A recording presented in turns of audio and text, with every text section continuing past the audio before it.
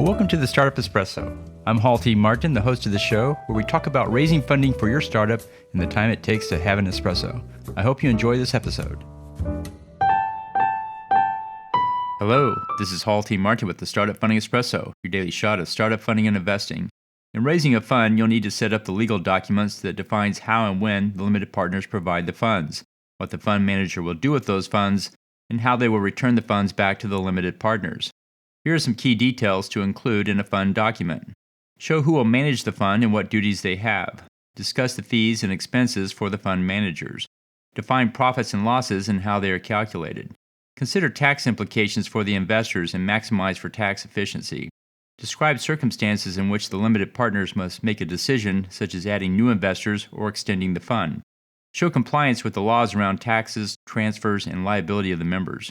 Include indemnification by the fund for the general partners in the case of damages, and list the redemption rights, if any, by limited partners. Finally, discuss the distribution of profits, losses, assets, and the dissolution of the fund. Thank you for joining us for the Startup Funding Espresso, where we help startups and investors connect for funding. Let's go start up something today. Hall T. Martin is the director of Investor Connect, which is a 501c3 nonprofit dedicated to the education of investors for early-stage funding. All opinions expressed by Hall and podcast guests are solely their own opinions and do not reflect the opinion of Investor Connect. This podcast is for informational purposes only and should not be relied upon as a basis for investment decisions.